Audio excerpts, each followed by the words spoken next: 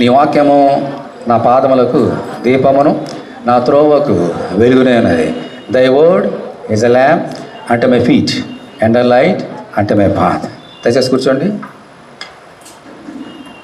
దేవుని నామానికి మహిమ కలుగును గాక. దేవుని వాక్యం చదువుకొని దేవుని వాక్యం ధ్యానం చేద్దాం.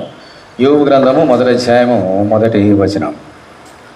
ఊజు దేశమునందు యోబు అను ఒక మనుషుడుండెను.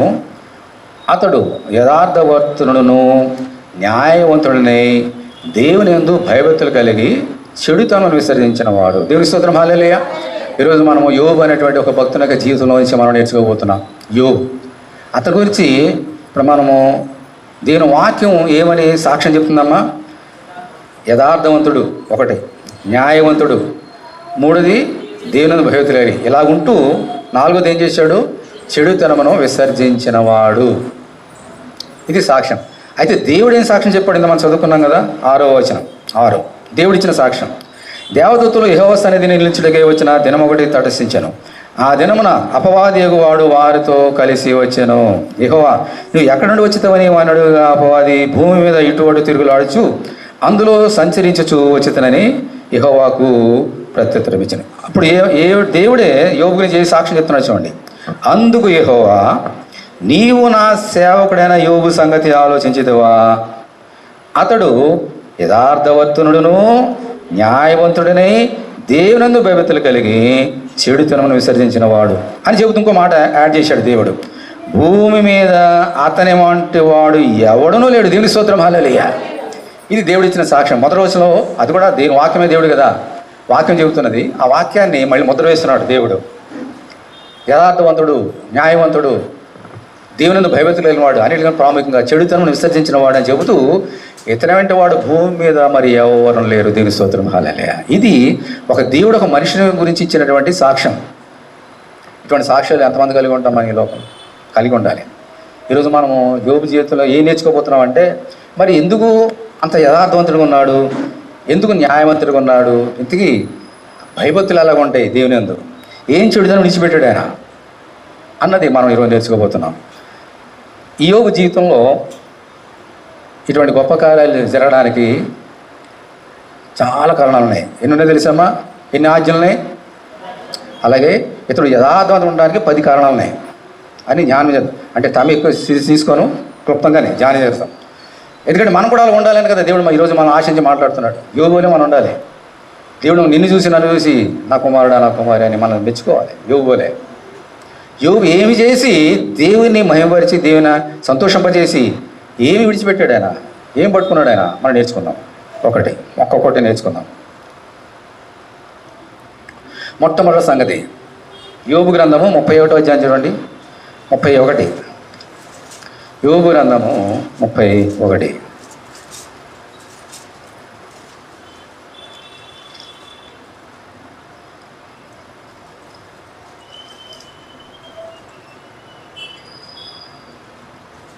పదమూడు నుంచి చదువుతాం. 13 నుంచి 15. మొట్టమొదటి సంగతి ఎందుకు దేవుడు అంత మంచి సాక్ష్యం యోబు గురించి చెప్పాడు? నా పనివాడైన, ఇది యోబు తన గురించి తాను చెప్పుకుంటున్నాడు ఈ లోకానికి. సైతాన్ దగ్గర శ్రమలు వచ్చిన తర్వాత ఆ శ్రమలో తన గురించి సాక్ష్యం చెప్పుకుంటున్నాడు. వినందాం. నా పనివాడైనను పనికెత్తైనను నాతో వాద్యమాడగా నేను వారి వాద్యమును నిర్లక్ష్యము చేసిన యెడల దేవుడు లేచినప్పుడు నేనేమి చేయదును? ఆయన విచారణ చేయనప్పుడు నేను ఆయనతో ఏమి ప్రత్యుత్తరం ఇచ్చును? గర్భమున నన్ను పుట్టించిన వాడు వారిని కూడా పుట్టింపలేదా? గర్భములో మమ్మల్ని రూపించిన వాడు ఒక్కడే కదా. ఎవరి గురించి మాట్లాడుతున్నామా? నా పనివాడైనను పనికెత్తైనను అంటున్నాడు. యోబు తన ఇంట్లో పనిచేసినటువంటి ఆ పనివారు గురించి మాట్లాడుతున్నాడు. మొట్టమొదటిగా స్టార్టింగ్ మన ఇంట్లో కూడా పనివారు ఉంటారు. లేదా మనం ఒకచోట గవర్నమెంట్లో కానీ ఇంకా ఎక్కడ పని చేస్తుంటాం. ఏమైనా పర్లేదు. నా పనివాడైనను పనికెత్తైనను నాతో వాద్యమాడిన యెడల. వాద్యం అంటే ఏంటి? డిబేట్, గొడవలు. ఇప్పుడు సాధారణంగా మనకు ఆఫీస్కి వెళ్తాం, ఏమంటే అధికారికి మనకు ఒకసారి గొడవలు అవుతుంటాయి కదా, ఆ చేయలేదు ఈ చేయలేదు అంటూ ఉంటారు. ఎక్కడ పనికి వెళ్ళినప్పుడు కూడా మరి పని చేయించుకోరు కూడా మన మీద ఏదో వాద్యం ఆడుతూ ఉంటారు. నేను ఎందుకు రాలేదు, ఎందుకు ఫోన్ చేయలేదు, ఎందుకు చెప్పడం మానేసావు, ఇలా ఉంటాయి కదా.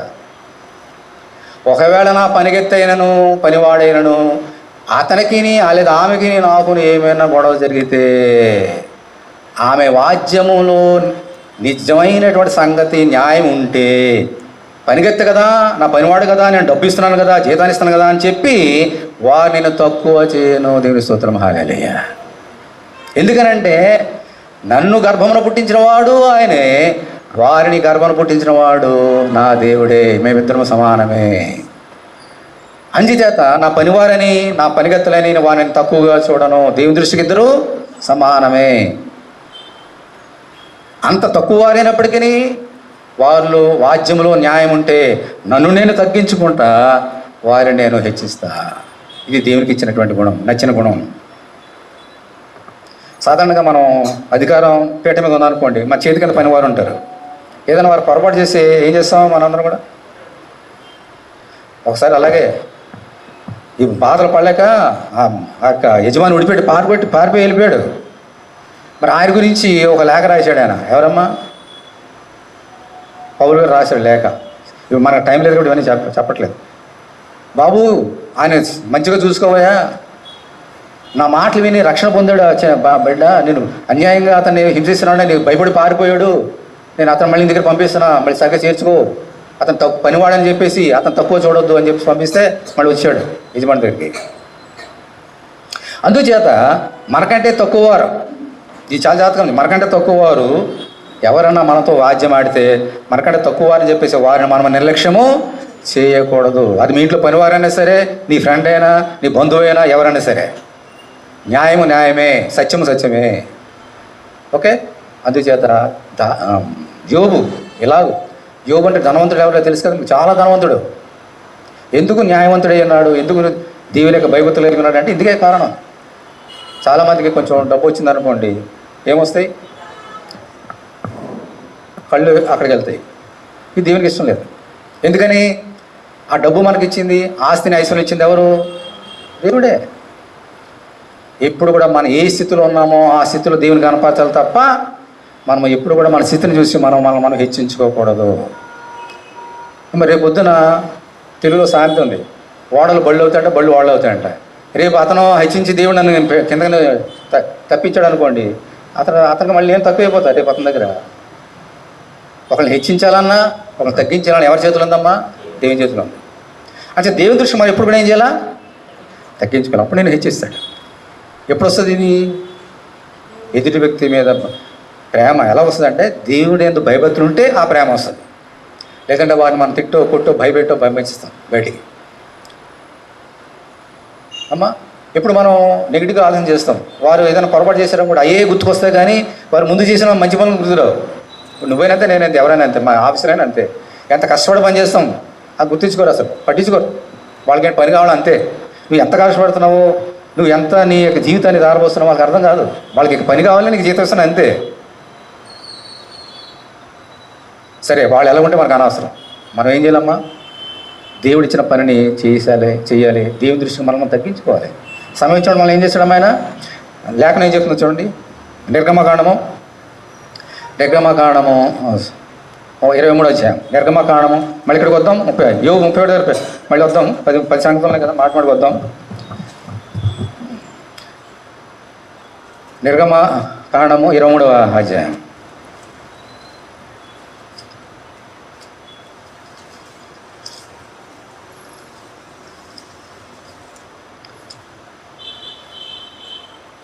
మూడవ వచనం. వాద్యమాడువాడు భేదవాడైన ఎడల వాని ఎడలు ఏం చేయాలా? పక్షపాతము ఉండొద్దు. నీ దగ్గర భేదవాడు పనిచేస్తున్నాడా? భేదవాడు అని చెప్పేసి అతని మాటలు వినకుండా అతనిని నువ్వు దూషించొద్దు. పక్షపాతం ఉండొద్దు నీ దగ్గర. మరి దేవునికి పక్షపాతం ఉందమ్మా? ఉందా?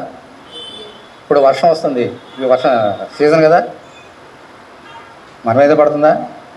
ఎవరైనా పడట్లేదా? విగ్రహార్థులు బోళ్ళు మంది ఉన్నారు ఇక్కడ, వారికి పడతలేదా వర్షం? మనకే పడుతుందా? క్రైస్తవులకే పడుతుందా? సూర్యుడు ఉదయిస్తున్నాడు ప్రతిరోజు, మనకే సూర్యోదయం అవుతుందా? వాళ్ళు కావట్లేదా? దేవుడు పక్షపాతి కాడు. ఎప్పటి వరకు? Till the judgement day. అప్పటి వరకు కూడా దేవుడు పక్షపాతం లేదు. అలాగే మనం కూడా మన జీవితంలో మనకి ఎప్పుడు కూడా పక్షపాతం ఉండొద్దు. అందరిని ఎలా చూడాలమ్మా? సమానంగా చూడాలి. ఎదుటి వ్యక్తులు అతడు పేదవాడైనా గొప్పవాడైనా ధనవంతుడు ఎవరైనా సరే ఎదుటి వ్యక్తులు ఆ వాద్యంలో ఆ డిబేట్లో ఆ యొక్క మాటల్లో న్యాయం ఉంటే మళ్ళీ మనం ఏం చేయాలమ్మా దేవుని బిడ్డలుగా తగ్గించుకోవాలి. దేవుని స్తోత్రం హల్లెలూయా. ఇది యోబులో ఉన్నటువంటి మంచి గుణం. అంత గొప్పవాడని చెప్పేసి ఇప్పుడు కూడా చాలామంది పనిగత్తులు ఉండేవారు ఇప్పుడు హెచ్చించుకోలేదు. అలా ఉన్నాం. అప్పుడు దేవుడు మనల్ని దీవిస్తాడు, హెచ్చిస్తాడు మనల్ని, నీ ఉద్యోగంలో కావచ్చు, నీ జీవితంలో కావచ్చు. రెండవ సంగతి మళ్ళీ చూడండి 31వ అధ్యాయం యోబు 31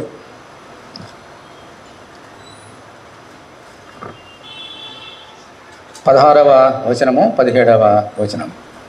బీదలు ఇచ్చించిన దానిని నేను బిగబట్టి నీడలను, విధవరాండ్ర కన్నులు క్షీణింపచేసి నీడలను, తల్లిదండ్రులు లేని వారిని నా అన్నములో కొంచెమైనను తిననీయక నేను ఒంటరిగా భోజనము చేసిన ఎడలా. నాకు ఎవరైనా ఒక భేదవాడు కనిపిస్తే నేను ఎప్పుడు కూడా భేదవాళ్ళని నేను తృణీకరించలేదు.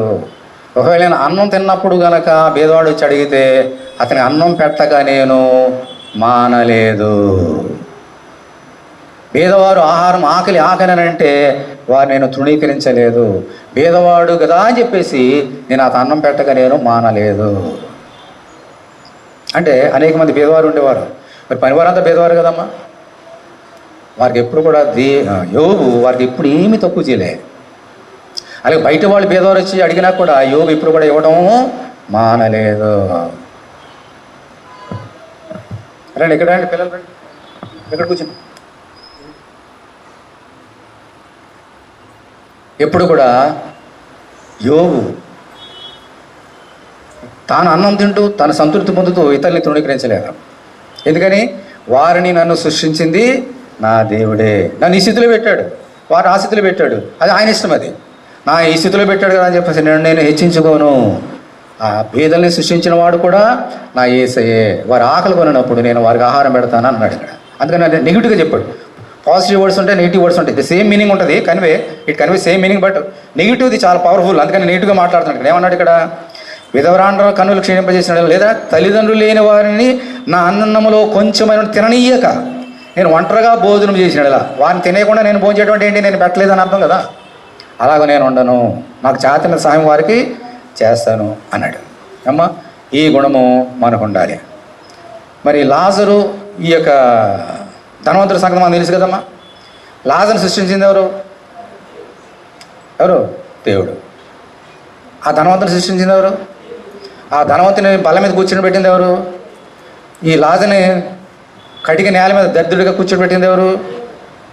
పక్షపాతం దానికి. ఎవరిని ఎక్కడ కూర్చోబెట్టాలో ఆయన తెలుసు. అయితే పక్షపాతం ఎవరికి ఉందంటే ఆయనకు ఉంది.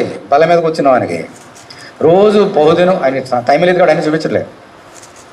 ఒక ధనవంతుడు నేను, అతడు ప్రతిదినమును అమ్మా బహుగా సుఖపడుచుండేవాడు, బహుగా సుఖపడుచుండే. ఎందుకు? ధనం ఉంది కాబట్టి. మరి ఆ యొక్క లాజరుకి ఏముందమ్మా? కురుపులు తప్ప ఏమి లేవు. అతని దగ్గర ఉన్నాయి ఏమిటమ్మా? కురుపులు తప్ప ఇంకేమి లేవు. ఆ కురుపులు కూడా కుక్కలు వచ్చి నాగేయి, ఏమి లేదు. ఎప్పుడన్నా పెడతాడేమో, చిన్న ముక్క వేస్తాడేమో, ఆహారం పెడతాడేమో. ప్రతి దినము కూడా మనుషులు ఎన్ని పూటలు తింటామో? మనం 3 పూటలు కదా మినిమం. ఆ 3 పూటలు చూసేవాడు. ఒక్కరోజు కూడా చిన్న రొట్టె మొక్క లాజరు రాయి తీసుకొని అనలేదు అతను. ఆ బయట కూడా ఎలా పాడిపోతున్నాయి? తినగా మిగిలినవి ఇవి పనివారు వచ్చి ఏరి బయట పాడేసేవారు. అది తినేవాడు పాపం. దాంతో ఆయనతో పాటు మళ్ళీ ఇంకా కాంపిటీషన్ పక్కన ఎవరు వచ్చి తినేవి? కుక్కలు. మనుషుడు ఉన్నాడు, కుక్కలు ఉన్నాయి. ఎవరు ముందు తింటారు? ఆ రొట్టె పాడేసి ఆకలి కింద కుక్క, నువ్వు ఆకలిగా ఉన్నావు, రొట్టె పాడేస్తే ఎవరు తింటారు ముందుగా? అందుకని అక్కడ ఏమో తెలుసమ్మా, ఆ రొట్టె ముక్కలు తిని తన కడుపు నింప ఆశపడ్డాడంతే, నిండలేదు కడుపు. అంటే ఇతని కడుపు ప్రతిదినము ప్రతి పూట ఇతని కడుపు నిండుతుంది, కానీ లాజరు కడుపు నిండలేదు. అంటే ఏం చేశాడు ఆయన? అది తింటున్నాడు, ఎదురుగానే ఉన్నాడు, గుమ్మం దగ్గరే శుభ్రంగా తింటున్నాడు, కానీ అతనికి ఏమాత్రం పెట్టలేదు. అమ్మా, ఎవరు చూశారు ఇదంతా? ఎవరు చూస్తారు? ఆయనకి ఏం కనబడి సృష్టి ఏమైనా ఉందా? ధనవంతుడికి ఏం కనబడతలేదు, దేవునికి అన్నీ కనబడుతున్నాయి. ఇద్దరు చనిపోయారు. ఎక్కడికి వెళ్ళారు? ఆయన ఎక్కడికి వెళ్ళాడు? నరకానికి. ఈయన ఎక్కడికి వెళ్ళాడు? అబ్రాహామును అనుకుంటు. దేవుని స్తోత్రం, హల్లెలూయా. అందుచేత యోబు వలె మనం కూడా ఏం చేయాలమ్మా? ఎవరికైనా ఆహారం కావాలంటే ఏం చేయాలా? నీకే లేదనుకోండి, పర్వాలేదు, పోనీ ఉన్న దాంట్లో కొంచెం ఇవ్వగలిగితే, నీ దగ్గర స్తోమత ఉంటే, లేకుండా నువ్వు పస్తుండి ఇమ్మని దేవుడు ఎప్పుడు చెప్పలే. నువ్వు పస్తుండి ఇతరులు పెట్టని చెప్పలే దేవుడు. నువ్వు తినగా మిగిలి దానిలో ఇతరులకి ఏమన్నా ఆహారం బయట వెళ్తే అడుగుతారు, ఒక అమ్మాయి అమ్మ అంటాం, ₹1 ₹2 ఏదైనా చిన్న బిస్కెట్ వస్తుంది కదా, తింటాడు అని దేవుడు చెప్తున్నాడు. అలాగే మనం కూడా ఏం చేయాలమ్మా? దేవుడు మనకి ఏ స్థితిలో ఉన్న తినడానికి సముద్రం ఇచ్చాడు కదమ్మా, ప్రతిరోజు తినడానికి సముద్రం ఇచ్చాడు కదా. పేదలను కూడా మనం ఏం చేయాలమ్మా? జ్ఞాపకం చేసుకోవాలి. ఒకవేళ కనుక అతని ఎదురుగానే తింటున్నాడు రోజు, మరి ఎన్ని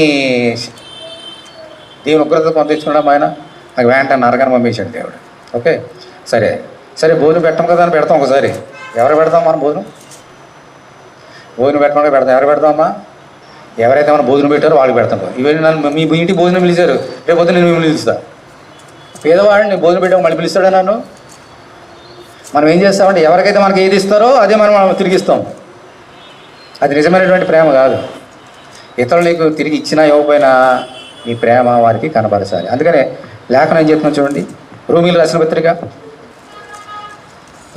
పత్రిక 12వ అధ్యాయము, రోమా 12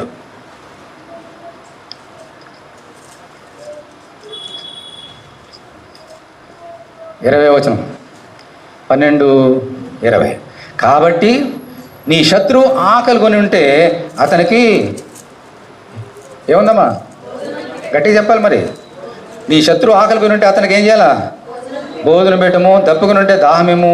అలాగూ చేయటం వల్ల అతని తల మీద నిప్పులు కుప్పలుగా పోయేదు. కీడు వలన జయింపబడగా మేలు చేత కీడును జయించం. మనకు సాధారణంగా మనం ఎవరు పెడతామో ఆహారం? ఇప్పుడు మన ఎవరు వచ్చారు,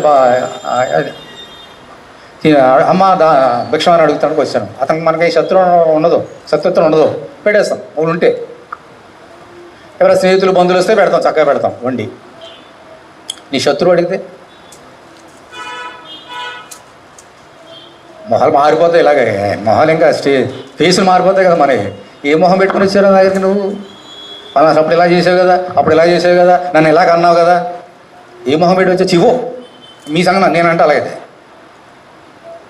మనం ప్రేమించే వారికి భోజనం పెడతాం, మనం ద్వేషించే వారికి ఆహారం పెట్టడం. కానీ దేవుడు అలా అంటలే, నీ శత్రువులు కూడా భోజనం పెట్టు. యోబు అలా చేశాడు. అందుకని దేవుడు దీవించాడు. ఏ రోజు అతను ఏం తక్కువ చేయలేదు. ఇప్పుడు శోధన ఉన్నాడు, శ్రమలు ఉన్నాడు, అంతే. అది తట్టుకోలేక మాట్లాడుతున్నాడు. తన గురించి తను గొప్పలు చెప్పుకోవడం లేదు. వేదంలోంచి వచ్చినటువంటి మాటలు నీకు ఉపయోగకరంగా, నాకు ఉపయోగంగా మాట్లాడుతున్నాడు. అంచేత రెండో సంగతి ఏంటమ్మా? ఆకలి కొన్ని వారికి మనం ఏం చేయాలా? ఆహారం పెట్టాలి. సాధన అయితే ఉంటే ఎవరు పెడదాం? మన ఫ్రెండ్స్కి, మన స్నేహితులకి పెడదామా? ఎవరికి? వారికి పెడదాం. వారితో పాటు ఒక సందర్భం వచ్చింది అనుకోండి, నీ శత్రువు వచ్చాడు అనుకోండి, అడిగడి పెడదాం. దేవుని స్తోత్రం, హల్లెలూయా. మూడో సంగతి 18వ వచనం, 18, 19 వచనాలు. ఎవడైనను వస్త్రహీనుడై చచ్చుట నేను చూడగను, బీదలకు వస్త్రం లేకపోవుట నేను చూడగను, వారి దేహములు నన్ను దీవింపకపోయిన ఎడలను, వారు నా గొర్రెబొచ్చుల చేత నేమి వేడిమి పొందకపోయిన ఎడలను అంటున్నాడు. అంటే ఏమంటున్నాడమ్మా? కొంతమంది బయటకు వెళ్ళి చూడండి, ఈ చలికాలం వస్తే, ఈ వర్షాకాలం వచ్చినప్పుడు ఏమీ ఉండవు వాళ్ళకి. పాపం ఆ రోడ్డు మీద అలా పడి ఉంటారు, కప్పుకోవడానికి ఏమి ఉండవు. వస్త్రహీనులు ఉంటారు, కట్టుకొని బట్టలే ఉండవు, కప్పుకోవడానికి, రాత్రి కప్పుకోవడానికి దుప్పటెక్కడి నుంచి వస్తాయి. చాలామంది ఉంటారు అలాగ. మరి ఈయన ఏం చేశాడంట? ఎవడైనా వస్త్రహీనుడే చచ్చుడు అంటే, వస్త్రహీనులే చచ్చుడు అంటే ఏంటి? వస్త్రహీనులే చచ్చిపోయిన వారు కూడా ఉంటారు. మున్సిపాలిటీ వాళ్ళు బాగా తెలుస్తుంది ఈ సంగతి. మనం రాజు పడుకుంటాం కదా, రాత్రులు చలికి తట్టుకోలేక ముసలివారు, వయసు వచ్చిన చచ్చిపోయిన వాళ్ళు చాలామంది ఉంటారు. వారందరూ ఎవరు తీసుకెళ్తారమ్మా? మున్సిపాలిటీ వాళ్ళే కదా, వాళ్ళు తెలుస్తుంది. చలితో చచ్చిపోయిన వాళ్ళు చాలామంది ఉంటారు. ఒకవేళ అటువంటి ఎవరైనా కనబడితే, అతనికి వస్త్రం ఇవ్వకపోతేనా చచ్చిపోతే, ఆ నేరం ఎవరి మీదకి వస్తుంది? నా మీదకి వస్తుంది. కాబట్టి ఇప్పుడు కూడా అమ్మో ఎవరైనా కనబడితే వెంటనే ఏం చేసాడు ఆయన? దుప్పటో, పట్టో, షర్ట్ లేకపోతే షర్టు, చీర లేకపోతే చీర, ఏదో ఉన్న దాంట్లో ఇచ్చేవాడు. మరి యోబు ఎలా ఉన్నాడు? లోన రత్న కంబళి కప్పుకొని హాయిగా ఉండేవాడు, ధనవంతుడు కాబట్టి. పేదవాడికి అవి ఏమి ఉండవు.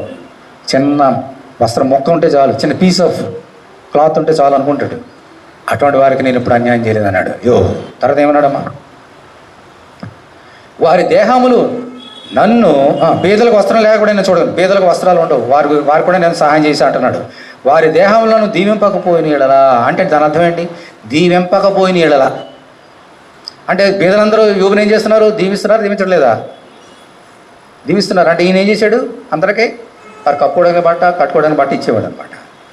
అందుచేత పేదలందరూ యోగుని ఏం చేస్తున్నాడు? చేస్తున్నారు, వాళ్ళందరూ కూడా దీవిస్తున్నారు. ఎవరైనా పేదవారికి నువ్వు వస్త్రం కప్పావనుకో, వాళ్ళు నిన్ను ఏం చేస్తారమ్మా? దీవిస్తారు. ఆ దీవెన ఎక్కడి నుంచి వస్తుంది? దీవెన దగ్గర నుంచి వస్తుంది. పేదవారి దీవెన చాలా మనకు ఆశీర్వాదకరం. ఆయన యేసుక్రీస్తే పేదవాడికి వచ్చాడు కదా. ఆయన ఎంత ధనవంతుడో నీకు తెలుసు. ఈ లోకంలో నీ కొరకు ఎలా వచ్చాడు? ఆయన ధనవంతుడికి వచ్చాడా? ధనహీనుడికి వచ్చాడు నిన్ను ధనవంతురాలు చేయడానికి. హల్లెలూయా. అందుచేత అంటున్నాడు, అమ్మో ఎవరైనా కనబడితే నేను ఊరుకొని సుమా వెంటనే నాకున్నా లేకపోయినా ఇచ్చేస్తాను అంటున్నాడు ఆయన. అలా చేస్తే దేవుడు మనల్ని దీవిస్తాడు. దేవుని స్తోత్రం, హల్లెలూయా. ఇది యోబులో ఉన్నటువంటి చక్కని 3వ గుణం. లూకా సువార్త 3వ అధ్యాయం చూడండి. లూకా సువార్త 3వ అధ్యాయం.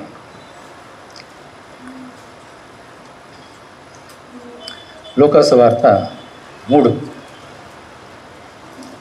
బాప్తిస్మం యోహాను ఉన్నాడు కదమ్మా, ఈయన గురించి మనకు తెలుసు.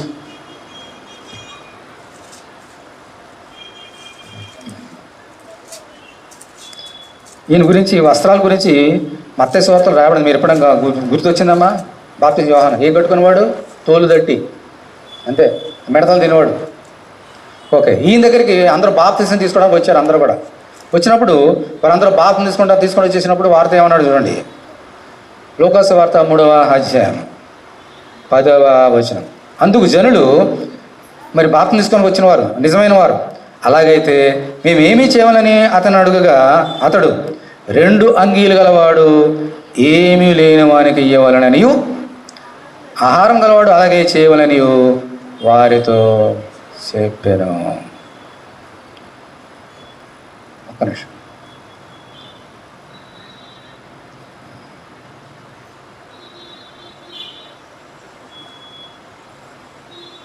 సరే, ఓకే.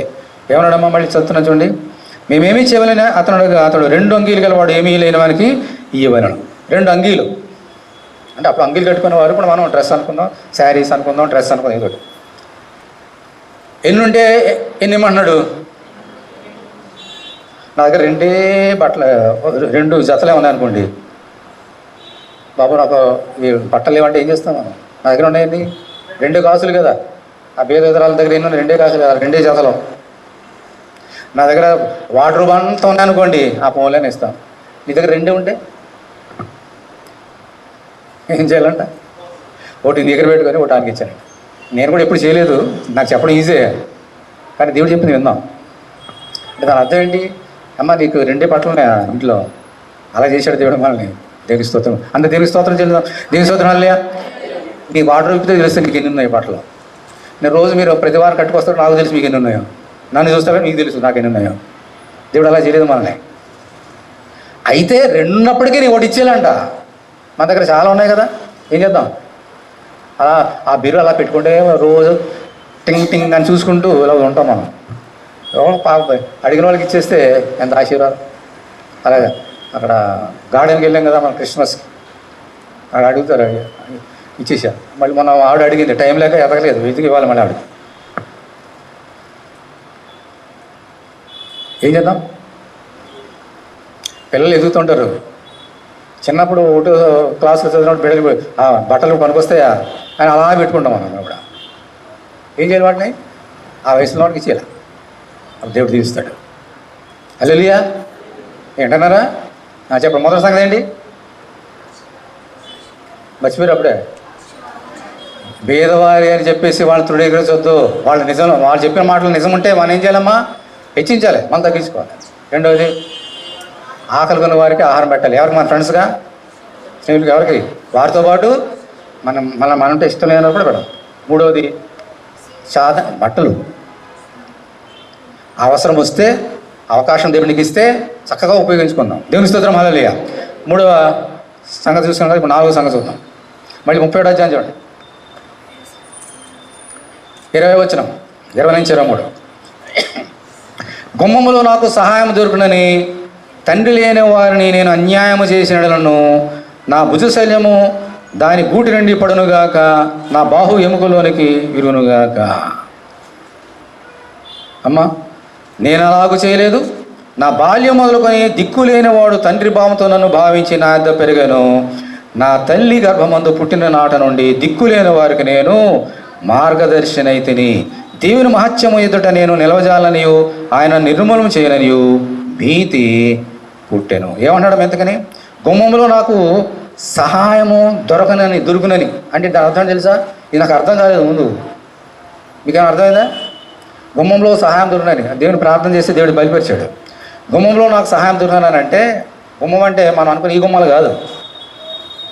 పాత నిబంధన కాలంలో గుమ్మాల దగ్గర న్యాయమూర్తులు కూర్చునేవారు, జడ్జెస్. ఆ ఊరు ఉందనుకోండి, ఆ ఊరికో గుమ్మం ఉంటుంది, అక్కడ కూర్చునేవారు. ఆ ఊర్లో ఏమైనా గొడవలు అయితే ఆ గుమ్మం దగ్గర కూర్చొని న్యాయం చేసేవారు. న్యాయము ఎవరైతే తీర్పులు తీర్చేవారు అన్నమాట. తీర్పు తీర్చేది గుమ్మం, ఆ గుమ్మం. ఇటువంటి గుమ్మం కాదు. అక్కడ నాకు సహాయం దొరుకునని అంటున్నాడు. అంటే యోబు ధనవంతుడా బేదవాడా? అతను ధనవంతుడు ఎవరు కదమ్మా. సాధారణంగా న్యాయం ఎవరికి దొరుకుతుంది? బేదవారుగా, డబ్బున్న వాళ్ళుగా. డబ్బు ఉంటే కొండ మీద కోతి కూడా దిగించేసి అని సామెతగా ఉంది కదా. మరి కోర్టులోకి వెళ్ళండి, డబ్బున్నవారు జడ్జిమెంట్స్ ఏం చేస్తారమ్మా? తలకిందులు చేసేస్తారు. డబ్బు లేని వాళ్ళే శిక్ష అనిపిస్తుంటారు. నా దగ్గర డబ్బు ఉంది కదా అని చెప్పేసి గుమ్మ మీద ఉన్నవారు నాకు న్యాయం చేసినా, నా పక్షాన ఉండినా. సపోజ్ యోబుకిని ఇంకో అతనికి వాద్యం వచ్చింది, అది వేరు, ఇంట్లో కాదు బయట. అది పైన వారితో మాట, అది వేరు, ఇది వేరు. బంధువులు కావచ్చు, స్నేహితులు కావచ్చు, ఎవరైనా సరే అమ్మా, వారిలో న్యాయం ఉంది, యోబులో అన్యాయం ఉంది. ఇప్పుడు ఆ వాద్యం గుమ్మం దగ్గర అంటే జడ్జిమెంట్ దగ్గర నిలబడితే వాళ్ళు ఎవరి పక్షాన్ని మాట్లాడతారమ్మా? యోబు పక్షాన్ని. ఎందుకంటే ఈ ధనవంతుడు ఏమైనా చేయగలడు, ఆ పేదవాడు ఏం చేస్తాడు వాళ్ళకి. అందుకని వారు ఎలాగ న్యాయం తీస్తారు? యోబు పక్షాన్ని, అంటే యోబు కాదు, ధనమున్న వారి పట్ల. అలాగూ ఒకవేళ ధైర్యం తెచ్చుకుని యోబు ఇటువంటి గొడవలు వచ్చినప్పుడు వారు నా పక్షాన్ని ఉంటారు కదా అని చెప్పేసి, ఒకవేళ నేను ఎవరికైనా అన్యాయం చేసినలా నాకు దేవుని బట్టి నాకు భీతి కలుగును అంటున్నాడు. అంటే యోబు ఎవరికని అన్యాయము చేయలేదు. దేవుని స్తోత్రం, హల్లెలూయా. అన్యాయం చేయలేదు అంటే ఎవరికి? తన జీవితకాలం అంతా కూడా న్యాయమే చేశాడు కానీ అన్యాయం చేయలేదు. మరి ఈ లోకంలో ఎలా ఉంటారో మా మనుషులు? అందరూ న్యాయవంతులు ఉన్నారా? మనకి అన్యాయం చేసిన వారు ఎంతమంది ఉంటారమ్మా? మనం మోసం చేసేవారు ఎంత, మనం ముంచేసిన వారు ఎంతమంది అమ్మా? ఈవేళ రేపు ఇచ్చేస్తామంటారు, 1000 రూపాయలు, 10 రూపాయలు, 1,00,000, 2 లక్షలు. మన మొహం వెళ్తే మన మొహం కూడా చూడరు, మన ఫోన్లు ఎత్తునే ఎత్తరు, చేసినా కూడా అది మనం పట్టించుకోరు. అది న్యాయం అన్యాయం? అది అన్యాయం. ఇలా ఒక ఉదాహరణ చెప్పాను, అది అలాగే చాలా ఉంటాయి. మనతో ఉన్నవారే మనకు అన్యాయం చేసే సందర్భాలు లేవు. ఒక ఇంట్లో వారే దేవుడు చెప్పాడు కదా, అంత్యకాలం ఇంటి వారే ఒకలా విరోధం అయిపోతుందని చెప్పాడు కదా. మనకు అన్యాయం చేసేవారు ఈ లోకంలో చాలామంది ఉంటారు. అలా అని చెప్పేసి యోబు ఎవరికి అతను అన్యాయము పొందినా, ఇతరుల వాళ్ళు అన్యాయం పొందినా కూడా ఇతరులకు మాత్రం అతను ఎప్పుడు కూడా అన్యాయం చేయలేదు. ఎప్పుడు కూడా త్రాసుగానే ఉండాలి. త్రాసులో దేవుని త్రాసు ఎలా ఉంటుందమ్మా? 2 సమానం ఉంటాయి. నీ యొక్క న్యాయం కూడా ఎలా ఉండాలి? సమానం ఉండాలి. ఎవరికి నువ్వు నేను కానీ దేవుని నమ్ముకున్న బిడ్డలైన మనం ఎవరికి అన్యాయము చేయకూడదు. చేతనైతే ఏం చేయాలా? న్యాయం చేయాలా, సహాయం చేయాలా. కానీ ఎవరికి అన్యాయము చేయవద్దు.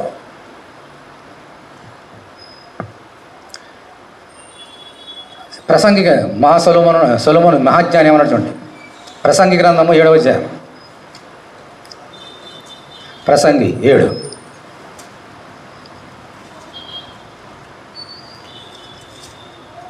ప్రసంగి గ్రంథము 7వ అధ్యాయము 7వ వచనం చదవండి ఎవరన్నా. అన్యాయము చేయటం వలన జ్ఞానులు తమ బుద్ధిని కోల్పోదురు, లంచము పుచ్చుకున్నట్టు చేత మనసు చెడును. చాలు అంతే. ఏమన్నాడమ్మా? అన్యాయం, ఒకవేళ నేను అన్యాయం చేశాను అనుకోండి, నేను ఎంత జ్ఞానినైనా నా బుద్ధి ఏమవుతుందమ్మా? గడ్డి తింటుంది, అంటే బుద్ధి పోతుందంట. అంటే నేను ఎవరికి ఏం చేయాలమ్మా? న్యాయం చేయలేను, అన్యాయం చేయకూడదు. నేను జ్ఞానవంతుడు కదా, నాది ధనవంతుడు కదా అని చెప్పేసి. మళ్ళీ తర్వాత ఏమన్నాడు? లంచము పుచ్చుకున్నట్టు చేత, లేదా లంచం ఇచ్చుడు చేత. ఇప్పుడు యోబు ఉన్నాడు, అక్కడ న్యాయవంతుడు ఉన్నాడు, ఇక్కడేమో జడ్జిమెంట్స్ గుమ్మంలో ఉన్నారు. ఒకవేళ యోబు తనకు అన్యాయం చేసిన యోబు న్యాయం కావాలంటే వీళ్ళకి ఏమి ఇవ్వగలడమా? లంచం ఇవ్వగానే అతను వాళ్ళ మనసు చెడిపోయి ఎవరి పక్షాన మాట్లాడుతున్న న్యాయము? అలాగే నేను చేయను అన్నాడు ఈయన. నేను ఎవరికి లంచం ఇవ్వను, నాకు న్యాయం కావాలని. నాలో అన్యాయం ఉందనుకోండి, నా అన్యాయం న్యాయంగా మార్చడానికి నేను ఎవరికి లంచం ఇవ్వను, అలాగే నేను ఎవరికి అన్యాయం చేయను అంటున్నాడు. ఇది దేవుని బిడ్డలకు ఉండే లక్షణం. ఓకే, మనం కూడా ఎవరికి అన్యాయం చేయవద్దు, ఎవరికి అన్యాయం చేయవద్దు. చేస్తే చేతనైతే న్యాయం చేయి, లేదా అన్యాయం మాత్రం చేయొద్దు. అమ్మ అంటున్నారు పిల్లలు, నేర్చుకోండి, చిన్నప్పటి నుంచి నేను నేర్చుకోవాలి. ఎవరికి మనకు అన్యాయము చేయవద్దు. ఎన్ని సంగతులని? 4, 5 తెదాం. మళ్ళీ 31వ అధ్యాయం యోగు 24, 25. సువర్ణం అంటే ఏంటమ్మా? బంగారం. నాకు ఆధారం అనుకుని ఎడలను, నా ఆశ్రయము నీవే అని మేలిమి బంగారుతో నేను చెప్పిన ఎడలను, నా ఆస్తి గొప్పదని కానీ నా చేతికి విస్తారం సొత్తు దొరికినని కానీ నేను సంతోషించిన ఎడలను అంటున్నాడు. యోబు దగ్గర ఎంత బంగారం ఉందో తెలుసా మీకు? చాలా బంగారం, శుద్ధ సువర్ణం. పైగా ఆ రోజుల్లో ఓఫీర్ బంగారం చాలా శ్రేష్టమైంది, అదంతా ఆయన దగ్గర ఉండేది. చాలా ఆస్తిపరుడు. కానీ యోబు ఏనాడు కూడా తనకున్న వెండిని చూసి, బంగారాన్ని చూసి, ధనాన్ని చూసి ధన మోసములో అతడు పడిపోలేదు. ధనాన్ని, బంగారాన్ని, వెండిని అతడు ఏమాత్రము ప్రేమించలేదు. ఇది నిజమైన ధనం. ధనవంతులు ఏం చేస్తారమ్మా? దేన్ని ప్రేమిస్తారు? ధనాన్ని ప్రేమిస్తారు. ఇప్పుడు ₹1,00,000 ఒకరికి ఇచ్చామనుకోండి, thank God, I'm very satisfied అంటాడా? రేపు పొద్దున మళ్ళీ పొద్దున బయటకు వెళ్ళి ₹1,00,000 అయినా ₹10 ఎదురు కనబడి ఏం చేస్తాడు ఆయన? ఎవరు కనబడతా లేకుండా ఈ జోలు వేసుకుని వెళ్ళిపోతాడు. దానికి అంతు లేదు, డబ్బుకి అంతు లేదు. ఒకళ్ళు అంతు ఉంటే ఈ టాటా పిల్లలు బిజినెస్ బాగా సంపాదించారు కదమ్మా. ఈ అంబానీలు బిజినెస్ ఆపేయచ్చు కదా, ఆపేస్తున్నారా? దేవారాత్రులు నిద్రన్నా లేకపోయినా, ఆరోగ్యాలు పాడైపోయినా ఇంకా బిజినెస్ చేస్తున్నాం. ఎందుకంటే సంపాదించడానికి డబ్బు సంపాదనకి అంతు లేదు. ఎవ్రీ డే అండ్ ఎంత కష్టపడుతున్నాను కూడా అనుకోడంట. శరీరం నలగొట్టుకుంటాడు, ప్రాణాన్ని పోగొట్టుకుంటాడు ఒకసారి. ఏ రోజు కూడా యోబు ఎవరిని ప్రేమించలేదమ్మా? డబ్బుని ప్రేమించలేదు. మనం ఏం చేద్దాం? ప్రేమిద్దామా? డబ్బుని ప్రేమించొద్దాం. ఎందుకని? నీ దగ్గర ఎంత ఉందో అంత ఉన్నా డబ్బు ఎవరు ఇచ్చారమ్మా నీకు? దేవుడు ఇచ్చాడు. ఆయన ప్రేమిద్దాం. డబ్బును ప్రేమించావా? దేవునికి నువ్వు దగ్గర అవుతావా, దూరం అవుతావా? ఏమన్నాడు దేవుడు? చూడండి ప్రభు ఏమన్నాడు? లోకస్వార్త 16వ అధ్యాయం, లోక 16, లోకస్వార్త 16, 13వ వచనం చదువుతున్నా చూడండి. లోకస్వార్త 16వ అధ్యాయము 13వ వచనం. ఏ సేవకుడును 2 యజమానులను సేవింపలేడు. ఎందుకని? వాడు ఒకని ద్వేషించి ఒకని ప్రేమించును, లేక ఒకని అనుసరించి ఒకని తృణీకరించిన. చెప్తే ఏమన్నాడమ్మా యేసయ్య? మీరు దేవుని సిరి అంటే ఏంటి? అంటే డబ్బు, బంగారం, వెండి సేవింపలేరు. ఏ సేవకుడు 2 యజమానులని సేవించలేడు. నువ్వు ఒక ఆఫీసులో ఉద్యోగం చేస్తున్నావు, లేదా ఒక ఇంట్లో పని చేస్తున్నావు. అదే టైంలో ఇంకొకటి ఉద్యోగం చేయగలుగుతావా? అక్కడికి వెళ్ళాలంటే ఏం చేయాలి? ఇక్కడ అయిపోయిన తర్వాత వెళ్తావు. ఒకే టైంలో చేయగలుగుతావా? అలాగే మీరు కూడా 2 యజమానులకి సేవలుగా ఉండనేరారు. ఉంటే నాకు సేవకు ఉండండి, లేదా డబ్బుకు ఉండండి. చాయిస్ ఈజ్ యోర్స్ అన్నాడు దేవుడు. బలవంతం చేయట్లే. మీకు డబ్బు కావాలా? డబ్బు మీ ప్రేమ ఉందా? మీ ఇష్టం. అయితే డబ్బు నువ్వు ప్రేమించావు, నన్ను ప్రేమించలేవు. చూసి యోర్స్ అన్నాడు దేవుడు. యోధేష్కృతి ఎవరిని ప్రేమించాడమ్మా? ఈ మాట చెప్పింది ఆయన కూడా చెప్పాడా? 11 మందిగా చెప్పాడు ఆయన కూడా చెప్పాడు కదా. ఎవరిని ప్రేమించాడు ఆయన? ఆ మాట చెప్పిన ఆయనే డబ్బు అమ్మేశాడు వెండికి. బాబు వెండిని ప్రేమించని చెబితే యేసయ్య ఆ మాట చెప్పిన యేసయ్యనే వెండికి అమ్మేశాడు ఈయన. ఎవరు? మన ఫ్రెండ్ యోధా. అంటే యోధ ఎవరిని ప్రేమించారు? ఎవరిని ప్రేమించాడు? ధనాన్ని ప్రేమించాడు. మనం ఎలా ఉన్నాం బాబా? మనం ఏమైనా ప్రేమించాలా? డబ్బునా? ఎవరు ప్రేమిద్దాం? దేవుని ప్రేమించాలి. దేవుని ప్రేమిస్తే నీ దగ్గర ఇంతున్నా నీతిమంతుని కలిగినది కొంచెమైనను తుదగది ఆశీర్వాదం నందును. నువ్వు దేవుని మాట పట్టుకొని ఇంతే ఉన్నా కూడా దేవుడు నిన్ను ఏం చేశాడమ్మా? పోయిన వారం చూసాం కదా, విధవరాలు, సారేపోతే విధవరాలు, ఇంతే ఉంది కదా వాళ్ళ దగ్గర. దేవుడు వదిలిపెట్టాడు వారిని. అంచేత మనం దేవుని ఈ లోకంలో ధనాన్ని సేవించలేము అమ్మా. అలా చేస్తే దేవుని దూరం అయిపోతాం. దేవుని వదిలిపెట్టేసి మరి ధనం సంపాదించడానికి వెళ్ళిపోతున్న వారు ఎంతోమంది ఉన్నారు.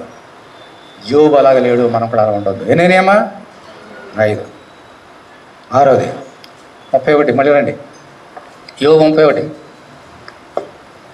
26 నుంచి 28. 26 నుంచి 28.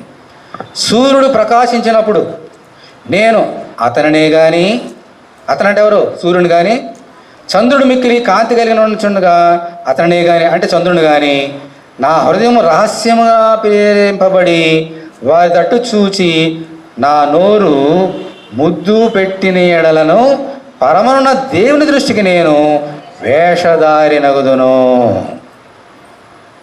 సూర్యుడు కానీ చంద్రుడు కానీ నాకు కనపడుతున్నప్పుడు, సూర్యుడు ఇప్పుడు కనపడతాడమ్మా? చెప్పండి గట్టిగా. పగలో, మధ్యాహ్నం కూడా కనపడతాడు కదా పగలో. చంద్రుడు అంటే పగలైనా రాత్రి అయినా రహస్యముగా వారి చేత మరులు కొల్పబడి ఆ సూర్యుని చూసి కానీ చంద్రుని చూసి కానీ భలే ఉన్నారే అని చెప్పేసి కానీ వారిని ముద్దు పెట్టి నీడాలంటే సూర్యుని ముద్దు పెడతావా? సూర్యుని ముద్దు పెడితే ఏమవుతుంది? ఎండాకాలం వారించలో సూర్యుడిని ముద్దు పెడతావా? ఆ చంద్రుని ముద్దు పెట్టి కూడా మాకు కాదు. వెన్నెల్లి దెబ్బ కూడా ఉంది. వెన్నెల్లి దెబ్బలు చచ్చిపోయిన కూడా చాలామంది ఉన్నారు. అంటే ముద్దు అంటే ఏంటి? విగ్రహారాధన. ఆ యొక్క ఓల్డ్ టైంలో, ఓల్డ్ అంటే ఇప్పుడు కూడా చాలామంది మా ఫ్రెండ్స్ కూడా చదువుకున్నప్పుడు బయట రాగానే అంటారు సూర్యుని చూసి. ఏంటది? విగ్రహారాధన. అలాగే చంద్రుని చూసి అంటారంట కొంత. వీళ్ళు అనేవారు ఆ కాలంలో. దేవుడు అంటున్నాడు విగ్రహారాధన జోలికి వెళ్ళొద్దు. విగ్రహం అనేది దేవునికి వ్యతిరేకమైనటువంటి బొమ్మ, ప్రాణం లేని బొమ్మ. వారి కళ్ళు ఉంటాయి కానీ నిన్ను చూడలేవు. సూర్యుడు కళ్ళు ఉన్నాయండి, చంద్రుడు కళ్ళు ఉన్నాయా? విగ్రహాలు కళ్ళు ఉన్నాయా? వారి చేతులు ఉంటాయి కానీ వారు నిన్ను దీవించలేరా. వారి నోరు ఉంటుంది, నిన్ను దీవించలేరా. వారి కాళ్ళు ఉంటే నీ దగ్గరికి నడిచి రాలేరా. వారి చేతులు ఉంటే నిన్ను దీవించలేరా అన్నాడు. అందుకనే కానీ చాలామంది ఏం చేస్తున్నారంట అమ్మా? విగ్రహారాధన. మనం ప్రతి వారం చదువుతాం కదమ్మా. ఏంటి? 10 ఆజ్ఞలు. ఆ మొదటి 3 ఆజ్ఞలు ఏంటి? అవే కదా. నీ దేవుడని యెహోవాను నేనే, ఆయుర్దేశంలో నేను తీసుకొచ్చిన నీ దేవుడు యెహోవాను నేనే, నేను తప్ప అంటే నేను తప్ప అంటే ఏంటి? ఈయన కావాలి, ఆయన వేరు కావాలా? నో, నేను తప్ప వేరొక దేవుడు నీకు ఉండకూడదు. పైన ఆకాశం మీద కానీ, ఆకాశం ఏమో నేను చెప్పాను కదా, సూర్యచంద్ర నక్షత్రాలు కానీ, భూమి మీద కానీ, భూమి మీద విగ్రహాలు కానీ, సముద్రంలో కానీ ఉన్న వాటిని మీరు పూజింపవద్దు, సాగిలపడవద్దు, నమస్కారం చేయవద్దు. నేను రోషము గల దేవుడు అని అన్నాడు. అందుకనే విగ్రహారాధన చేయకూడదు. వారి జోలికి మనం వెళ్ళకూడదు. వారితో మనం సాంగత్యము చేయకూడదు. ఈ లోకవాసతో నీకేం పొందిగా, వెలుగుకి చీకటికి ఏంటి పోలిక అన్నాడు దేవుడు. అందుకనే మన వెలుగు సంబంధులము. విగ్రహారాధకులు ఎవరమ్మా? దేనికి సంబంధించిన వారు? చీకటి సంబంధులు. ఇప్పుడు వెలుగుందా చీకటి ఉందమ్మా? రాత్రి ఏముంది ఇక్కడ? రాత్రి వచ్చాం కదా ప్రేయర్కి, రాత్రి ఏముంది. మరి ఇప్పుడు చీకటి ఏమైంది?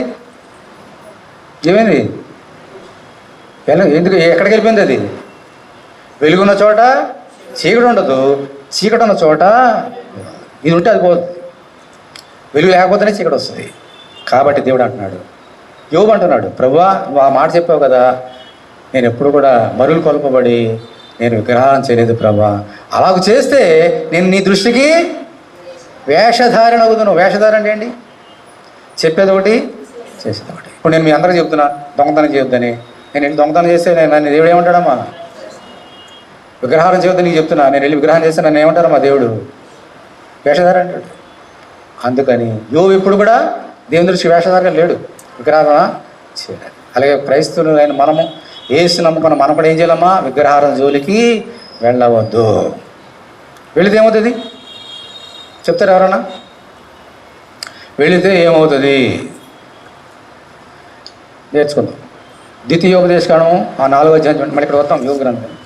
ద్వితీయోపదేశకాండము 4వ అధ్యాయము. ద్వితీయోపదేశకాండము 4వ అధ్యాయం.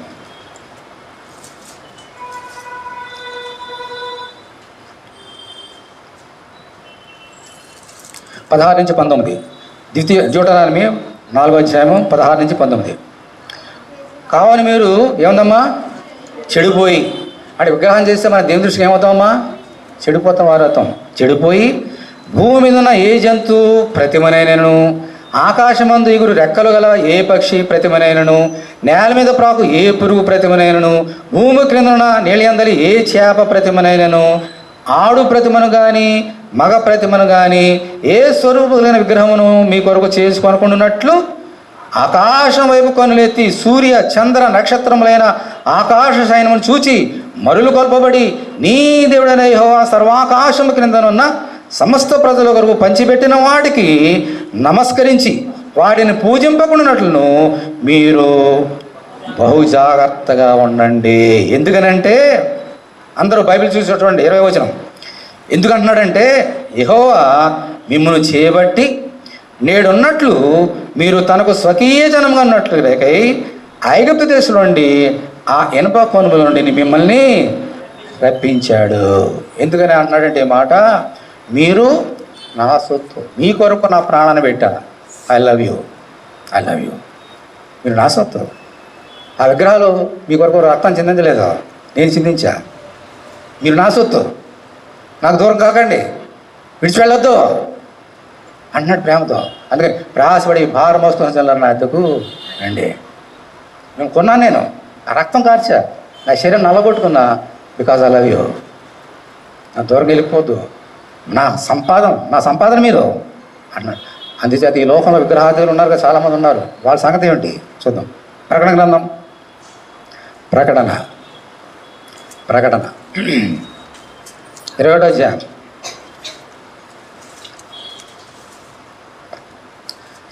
ప్రకటన 21.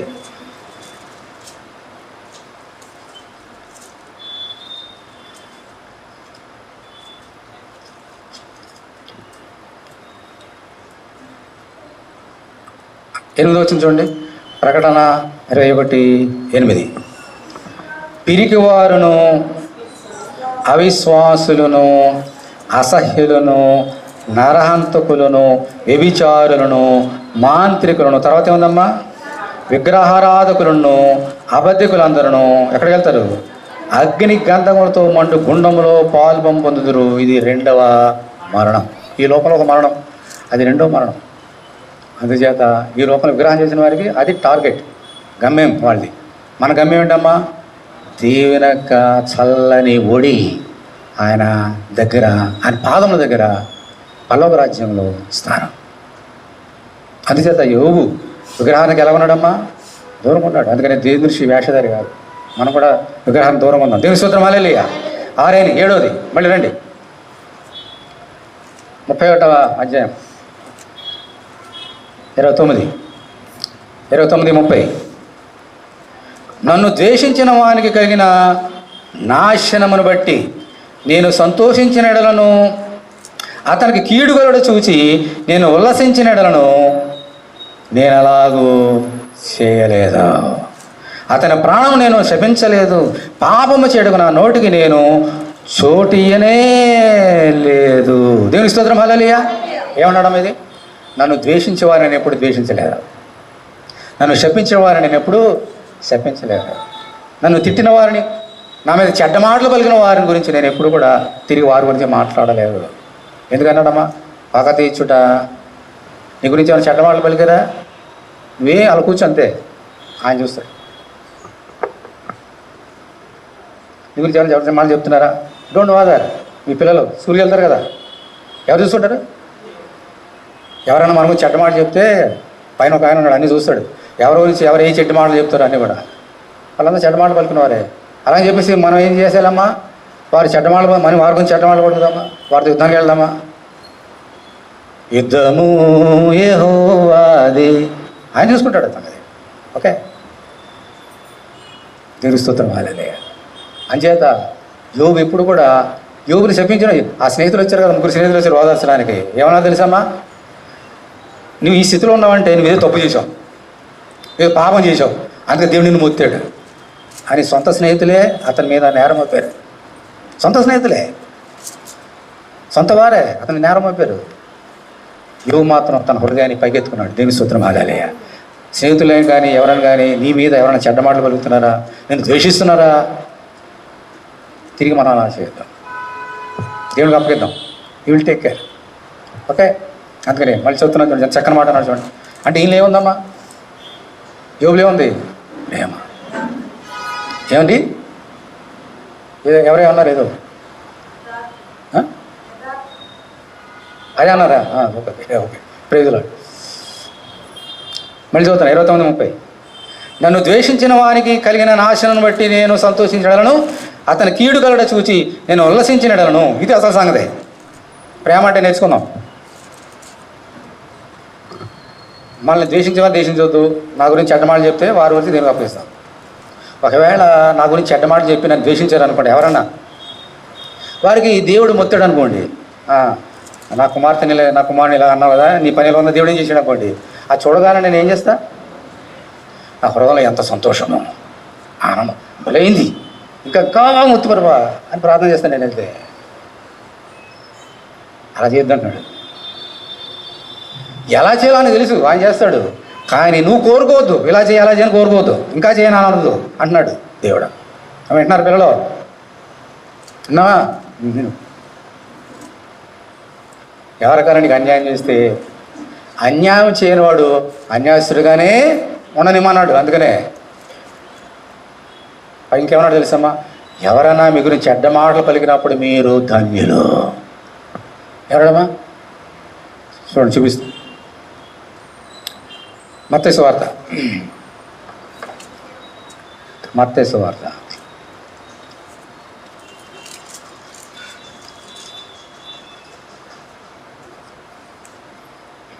11వ వచనం, 5వ అధ్యాయం 11వ వచనం. అందరు తీయండి. మత్తయి 5:11. అందరు తీసారా బైబిల్? చూడండి. నా నిమిత్తము జనులు మిమ్మను నిందించి హింసించి, తర్వాత ఏముందమ్మా, మీ మీద అబద్ధముగా చెడ్డ మాటలెల్లా పలికినప్పుడు మీరు ధన్యులు. ఏం చేద్దాం? సంతోషించండి, ఆనందించండి, పరలోకమందు మీ ఫలం అధికమాను. ఇలాగూ వారు మీకు పూర్వమందు నా ప్రవర్తన చేసి, ఇలా చాలామంది చేశారయ్యా, ప్రవర్తన కూడా చేశారు, ఏ దిగులు పడకండి. మీరు మాత్రం ఏం చేయాలా? సంతోషించండి, గంతులేండి, ఎందుకంటే మీరు ధన్యులు. అందుకనే యోబు ఏమన్నాడమ్మా, ఎవరైనా ద్వేషించారా, వారిని నేను ద్వేషించను. వారికి ఏమైనా వారికి దేవుడు ఏమైనా శిక్ష విధించాడా, దాన్ని చూచి నేను సంతోషించను. ఎందుకంటే పగ తీర్చుట ఆ పని అన్నాడు దేవుడు. అంచేత మీ గురించి ఎవరైనా చెడ్డమాటలు పలికితే కురుంగిపోకండి, థ్యాంక్ యూ జీసస్ అని చెప్పండి, ఎందుకంటే మీరు ధన్యులు. హల్లెలూయా. తర్వాత ఏమన్నా చూడండి, ఏప్రిల్ ఒక్క నిమిషం. రోమిల్ రాసిన పత్రిక 10వ అధ్యాయం 12వ అధ్యాయం, రోమా 12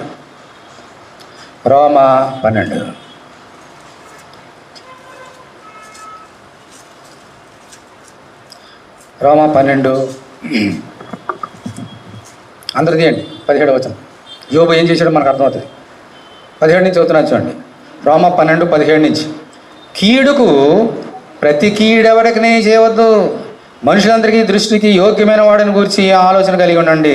శక్యమైతే మీ చేతనంత మట్టుకు సమస్త మనుషులతో ఎలా ఉండాలంట? సమాధానముగా ఉండండి. ప్రియులారా, మీకు మీరే పగ తీర్చుకోవద్దు, దేవుని ఉగ్రతకు చోటు ఇవ్వండి.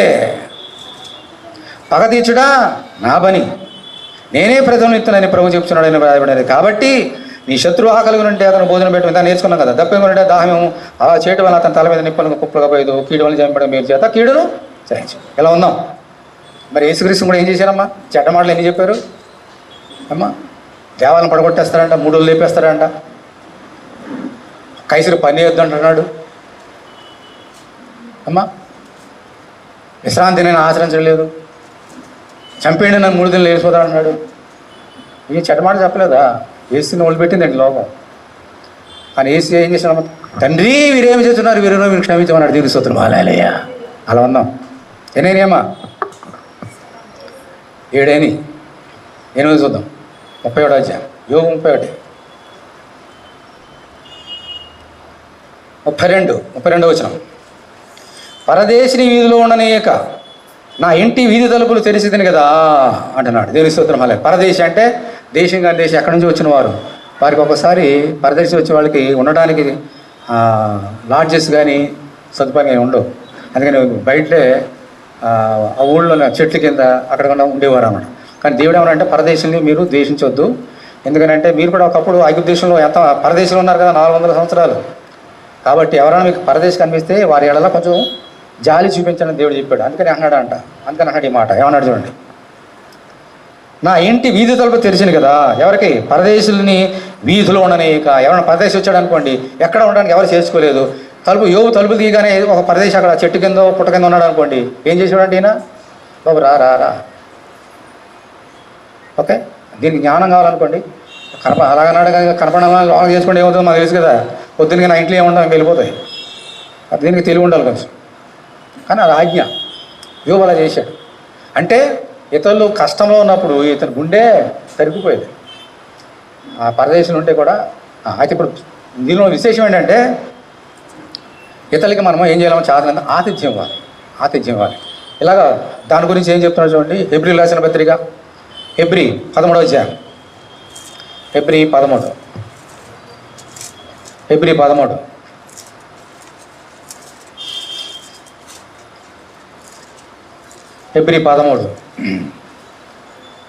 2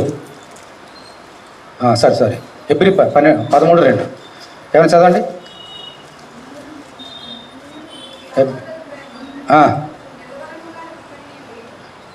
అంటే ఒకటి అదే 2 రోజులు కలిసిపోయి మొదట చదువుతాను. సహోదర ప్రేమ నిలవరంగా ఉండనీయుడి, ఆతిథ్యం చేయ మరొకటి. దానివల్ల కొందరు ఎరుగయే దేవతలకు ఆతిథ్యం ఇచ్చారంట. బయట ఉన్న వారికి వారు ఎవరో తెలియకుండానే చేర్చుకొని ఆతిథ్యం ఇచ్చాడు. ఎప్పుడు జరిగిందో తెలుసా ఈ సంగతి మీకు? అబ్రహాము ఉన్నప్పుడు దేవుడే వచ్చాడు. ఒక మనిషి రూపంలో వస్తే, అయ్యా నా ఇల్లు దాటిపోద్దని చెప్పేసి ఇంటికి చేసుకున్నాడు, ఆతిథ్యం ఇచ్చాడు. అందుకని నెక్స్ట్ ఇయర్ శారాకి గర్భం దాల్చింది. అలాగే లోతు కాలంలో తప్పు చేసిన వారి అంటే సొదొమ గొమొర్రా నాశనం చేయడానికి దేవదూతలు వచ్చారు మనిషి రూపంలో. మరి బయట ఉన్నారు. లోతు ఏం చేశాడమ్మా? బలవంతంగా లోపల తీసుకెళ్ళి ఆ రాత్రి ఆతిథ్యం ఇచ్చాడు. అందుకనే వారు ఎరుగుగా ఎవరికి ఇచ్చారమ్మా? ఎవరికైనా బేదలాలు చేస్తే మనం ఎవరికి ఇస్తున్నామంటే ఆతిథ్యము? పాస్టర్ ఇలా చెప్పాడు కానీ కనపడడం వాళ్ళందరూ ఇచ్చేయకండి ఆతిథ్యం. ఏం జరుగుతుంది వినండి. ఇలాగే ఏమి లేనివాడికి ఒక ఆవిడ ఆతిథ్యం ఇచ్చింది. ఒకసారి చెప్పాను, మళ్ళీ చెప్తాను. చాలా ధనవంతురాలు, బేదవాడుగా ఉండి అక్కడ కూర్చుంటే గుమ్మ ముందర కూర్చుంటే తీసుకొచ్చింది లోనకి. చక్కగా పెంచింది, చదివించింది, విద్య నేర్పించింది, మంచి ఉద్యోగం వచ్చింది. ఈమె చేసినటువంటి త్యాగం అంతా కనపడుతుంది దాని కళ్ళకి. ఏం కనపడుతుందంటే ఆమె ఆస్తిపాస్తులు కనపడ్డాయి. ఒకరోజు వచ్చింది, ఈమెను చంపేసి వెళ్ళిపోయాడు డబ్బు తీసుకొని. అటువంటి ఉంటారు, జాగ్రత్త అమ్మా. అందుకని తెలివి కావాలన్నాను. అమ్మా కనపడాలని చేసుకోకండి, పరీక్షణ చేయాలి. అందుకే ప్రభు అన్నాడు, వారు యోగ్యులో కాదో మీరేం చేయాలమ్మా? పరీక్షించాలి. పరీక్షించితే తెలిసిపోతుంది. అటువంటి వారి నిజంగా అవసరం ఉన్న వారిని చాతనే సాయం. అది రోజు ఇంట్లో పెట్టుకోను కదా దాని అర్థం, చాతన సాయం. ఓకే, అయినానేమా 8 9 యోబు గ్రంథము 37వ అధ్యాయము 33వ వచనం 33 34. యోబు చేసినట్లు నా దోషమును దాచిపెట్టుకొని మహాసమూహము భయపడి కుటుంబముల తిరస్కారములు జడిసియు నేను మౌనముగా నుండి ద్వారము దాటి బయలు వెళ్ళక రొమ్ములో నా పాపమును కప్పుకొని ఎడల్లా మరల నేను పరనున్న దేవుని దృష్టికి నేను వేషధారణగుదును అంటున్నాడు. 9వ చాలా దాతుకోనండి. యోబు ఏం చేశాడమ్మా? ఆదాములే నేను నా దోషమును కప్పుకోనలేదు అంటే ఆదాము ఏం చేశాడు? తప్పును ఏం చేశాడు? ఒప్పుకున్నాడా? కప్పు పెట్టుకున్నాడా? ఆదాము ఎక్కడున్నావు? భయపడి దాక్కున్నాను. ఎందుకు భయపడుతున్నావు? అంటే నేను తినవద్దన్న ఫలాన్ని నీవు, నా మాట నీవు వినలేదో. నీ దిగంబరం ఉందని ఎవడు చెప్పండి ఇగో అంటే నా మాట వినలేదు. దిగంబత్రాన్ని కొని తెచ్చుకున్నానేవో. ఎవరు చెప్పారు నీకు? ఎవరు ఎందుకు చేసావు? తప్పైపోయింది దేవా క్షమించు, తెలియక తీశాను అన్నాడా? ఏం చేశాడు? తన తప్పును ఏం చేశాడమ్మా? ఆరు మీద నెట్టేశాడు. ఇదే మనుషులు, అదే మనకు అలవాటైపోయింది. మన దోషం ఒప్పుకోం. దేవుడు నీకుతో నాతో మాట్లాడినప్పుడు మన పాపాలు మనము దావీదు కాదు, ఆదాం మన ఫాదర్ కదా, అలాగే మనం కూడా మనం ఒప్పుకోం చాలాసార్లు తప్పు చేసి. అందుకే ఆదాం వల్లే నేను ఎప్పుడు ఏ దోషాన్ని నేను కప్పుకోలేదు. కప్పుకోక ఏం చేశాడు? ఆయన ఒప్పుకున్నాడు. అలాగే మనం కూడా దేని దృష్టికి ఏం చేయాలమ్మా? కప్పుకుందామా ఒప్పుకుందామా? ప్రతి పాపం చిన్నదైనా పెద్దైనా వెంటనే ఒప్పుకోవాలి. ఒప్పుకుంటే కనికరం పొందుతాం, దేవుడు దీవిస్తాడు. ఆదాము ఒప్పుకోలేదు కాబట్టి ఈ దుస్థితి అందుకే వచ్చింది. ఒకవేళ కనుక ఆదాము ఆ రోజు ఒప్పుకుని ఉంటే ఈ హిస్టరీ మరొక రాగం మళ్ళీ వేరే గ్రంథం వచ్చేది మన చేతిలోకి. అతడు దోషాన్ని ఒప్పుకోలేదు, కప్పుకున్నాడు కాబట్టి ఈ దిస్థితులు ఉన్నాం మనందరం కూడా. ఆదాము వలే నేను ఉన్నాను అంటున్నాడు యోగు. మనం కూడా అలా ఉండొద్దు. దేవుని దగ్గర చిన్న తప్పు చేసిన పిల్లలేనండి ఏం చేయాలి? తప్పు చేస్తే మీ టీచర్కి ఎన్ని అబద్ధాలు చెప్తారు? మీరు హోంవర్క్ చేయలేదా అంటే ఏం చేస్తారు? రాత్రి నాకు జ్వరం తలనొప్పి అని చెప్పేస్తున్నారా? సారీ టీచర్ రేపు తీసుకొని చెప్పాలి. అబద్ధాలు చెప్పకండి.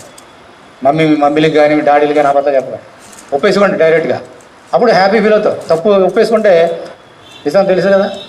ఎప్పుడైనా తప్పు ఒప్పుకుంటే వెంటనే మనకి ఏమొస్తుందో తెలుసా? క్షమాపణ వస్తుంది. ఒప్పుకోకపోతేనే శిక్ష వస్తుంది. జడ్జిమెంట్ సీట్ ఉన్న వాళ్ళు చాలా ఈజీగా పట్టేస్తారు. ఎదురుగా బోర్లో ఉంటారు కదా, వాడు నిజం చెప్తున్నాడు అబద్ధం చెప్తున్నాడా? సాధారణంగా నిజంగా చెప్పిన వాళ్ళకి ఆ జడ్జి ఏం చేస్తారు తెలుసమ్మా? శిక్ష విధించడానికి తప్పించడానికే చూస్తాడు, తక్కువ వేస్తాడు కనీసం. మన పాపం మనం ఒప్పుకోవాలి. దేవుని స్తోత్రం. హల్లెలూయా హల్లెలూయా. మళ్ళీ చదువుతున్నా చూడండి. ఆదాము చేసినట్లు నా దోషమును దాచిపెట్టుకుని మహాసమూహమును భయపడేలా. ఏంటి మహాసమూహం భయపడడం ఏంటి?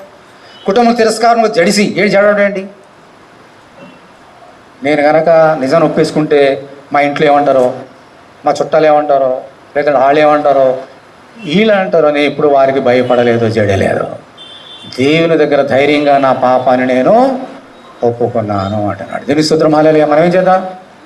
ఏదైనా చిన్న తప్పు చేసినా ఏం చేయాలి? వెంటనే లేఖనం ఏం చెప్పింది చూద్దాం చూడండి. ముగింపులోకి వెళ్తాను, ఇంకోటే మిగిలింది.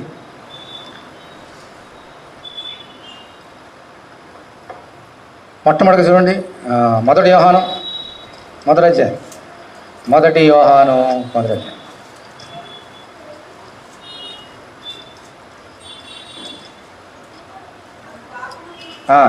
ఎస్ 9వ వచనం చదవండి.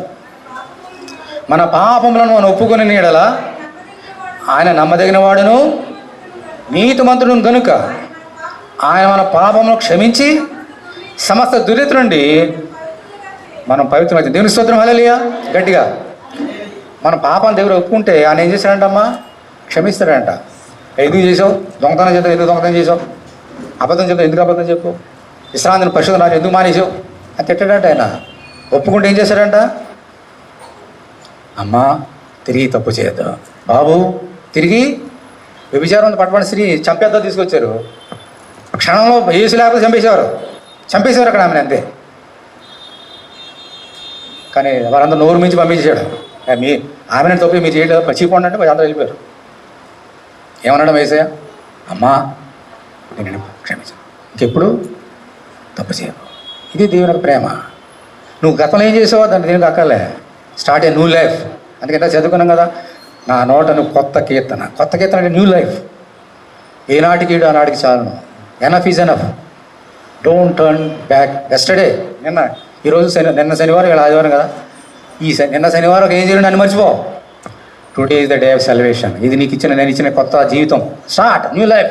ఐ లవ్ యూ అన్నాడు దేవుడు. అమ్మా తిరిగి చేద్దాం. యోబు ఎప్పుడు కూడా దేవుని దగ్గర పాపం చేశాడు. అతను కూడా మనిషిదే కదా, నీలాంటి నాలాంటి వాడు. కానీ చేసినప్పుడు ఏం చేశాడు అంటాడమ్మా? వెంటనే నేను ఒప్పుకున్నాడు. మరి దావీదు పాపం చేశాడా లేదమ్మా? యేసుక్రీస్తు తండ్రి మనుషులు వంశోద్ధారకుడు అయినటువంటి ఏం చేశాడు దావీదు? 51వ కీర్తన చూడండి. 51వ కీర్తన 51.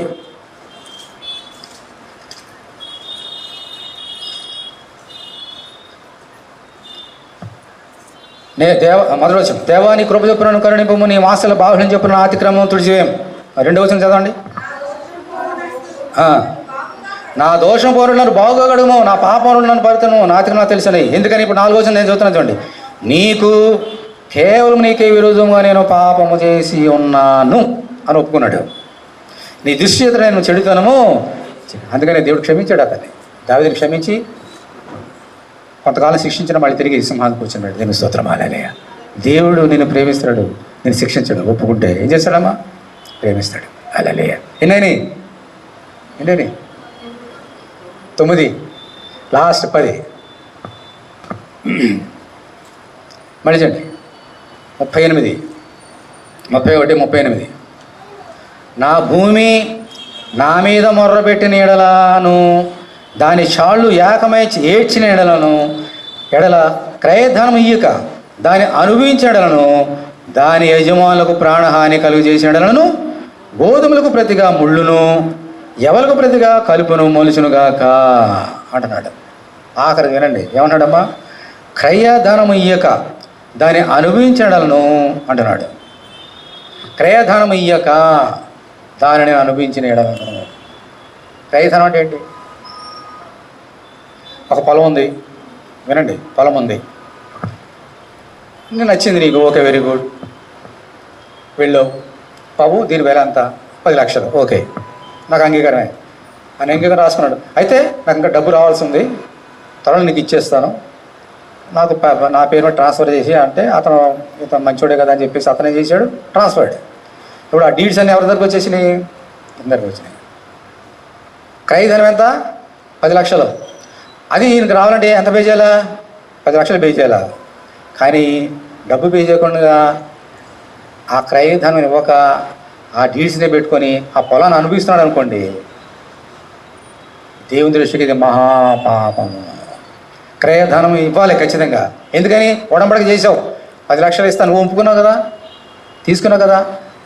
అలాగే అది చేసిన మాట తప్పిపోయి, ఇచ్చిన మాట తప్పిపోయి అతను కనుక అన్యాయంగా నీ తీసుకుంటే ఆ యొక్క పొలం వల్ల నీకు ఏ మాత్రం సంతోషం ఉండదు, సమాధానం ఉండదు. మళ్ళీ చెబుతున్నాను చూడండి. క్రయధనం అయ్యాక దానిని అనుభవించడలా, దాని యజమాను ప్రాణహాని కలుగు చేసడలా, గోధుమలు ప్రతిగా ముళ్ళు, ఎవరికి ప్రతిగా కలుపు మొలచడం. ఆ క్రయధనం తీసుకున్న పొలం తీసేసుకొని అందులో ఎంత శ్రేష్టమైన విత్తనాలు చల్లినా కూడా, ఎంత శ్రేష్టమైన విత్తనాలు చల్లినా కూడా అయ్యి మొలవు, 30 600 వెళ్ళవు. లాస్ట్ టైం ఏం నేర్చుకున్న పిడికిలు విత్తనాలు అంటే ఆ పిడికిలే పండుతాయి. విస్తారంగా సంతోషంగా పనులు మోసుకునే స్థితి తినేవాడు. ఎందుకని? మోసం చేశావు కాబట్టి. అంచేత క్రయధనం అనేది చాలా ప్రాముఖ్యమైనది. అంటే ఏంటి? ఏం చేశాడు యోబు? ఏదన్నా కొనాలనుకున్నా, ఏదైనా తీసుకునుకున్నా దానికి వెంటనే ఏం చేశాడమ్మా? అబ్రహాము భార్య శారా చనిపోయినప్పుడు సమాధి చేయడానికి ఒక స్థలాన్ని అడిగాడు. అడిగితే, అయ్యగారండి మీకు స్థలం కావాలా? మీరెంత రాజులాగా ఉన్నారు, తీసేసుకోండి ఈ స్థలం, ఉట్టిగా తీసుకోండి, డబ్బులు ఇవ్వక్కర్లేదు, తీసేసుకోండి అని అంటే అబ్రహం ఒప్పుకోలేదు. మీరు నాకు ఒట్టిగా ఇవ్వద్దయ్యా, నేను క్రయధనం వేస్తానని చెప్పేసి బలవంతం చేసి దాని వెండి తోలు కొలిచి ఆ పొలం ఒక ఖరీదంతా అంత పే చేశాడు. అప్పుడు బాధ పెట్టాడు. అప్పుడు శవం అలాగే ఉంది పక్కన. ఈ డీడ్స్ అని అయిపోయారు, శవం అక్కడ పక్కన పెట్టాడు. ఎప్పుడు పెట్టాడు? సమాధిలో పెట్టాడంటే క్రయధనాన్ని ఇచ్చిన తర్వాత. హల్లెలూయా, హల్లెలూయా. అంటే అన్యాయంగా డబ్బును పెట్టుకోలేదు. అలాగే ఇతరులకు సంబంధించింది అన్యాయంగా మన దగ్గర ఏమాత్రమో పొలం అనే కాదు. ఒకసారి మీకు చెప్పాను, గుర్తుందో లేదో, ముగిస్తున్నా, బల్లగెళ్ళినా. మా ఆఫీసులో ఒక ఆయన, నా కొలీగు, ఒక పెన్ తీసుకున్నాడు. గుర్తుకొచ్చిందా? 10 రూపాయలు దాని ఖరీదు. తీసుకున్నాడు, సాయంకాలం అయిపోయింది, నాకు ఎవరో వెళ్ళిపోయాడు. నా దగ్గర ఇన్ని పెన్నులు ఉన్నాయి. మళ్ళీ నెక్స్ట్ వచ్చాడు, ఇస్తాడేమో చూసి ఇవ్వలే. బ్రదర్ పెన్ ఇవ్వలేదంటే, మర్చిపోయాను రమేష్, తెస్తాను రేపు తెస్తాను.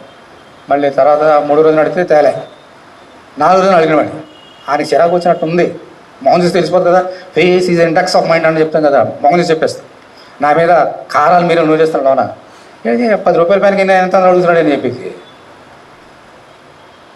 అతను ఇచ్చే వరకు పేకనే కూర్చున్నాను నేను. నా బాధపడగా 10 రూపాయల పైన ఇచ్చాడు నాకు. ఎందుకు చేసి నీ కార్యం తెలుసా మీకు? నా దగ్గర ఇన్ని ఉన్నాను కదా, ఎందుకు 10 రూపాయలు పనిపోతే ఏమైంది? మా రిజర్వ్ బ్యాంక్లో తక్కువ చేయడమే కాదు కదా, ఇన్ని ఈ గది అంతా నిండిపోయి పక్క కొనుక్కోవచ్చు. ఎందుకు చేసిన కార్యం? అతడు చేసేది ఏంటో తెలుసమ్మా? దొంగతనం.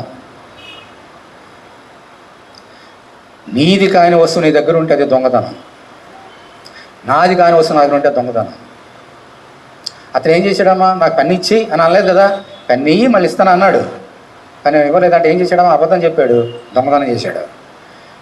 అబద్ధము దొంగతనం అనేటువంటి ఆ రెండు నేరాలు దేవుడు అతని మీద మోపుతాడు. తర్వాత నా వలన ఆ దేవుడు, నా దేవుడు అతని మీద నేరం మోపకూడదని ఆ సెక్షన్ తప్పించడానికి నా పైన నాకు గొంతు మీద కూర్చుంటే అప్పుడు ఇచ్చాడు.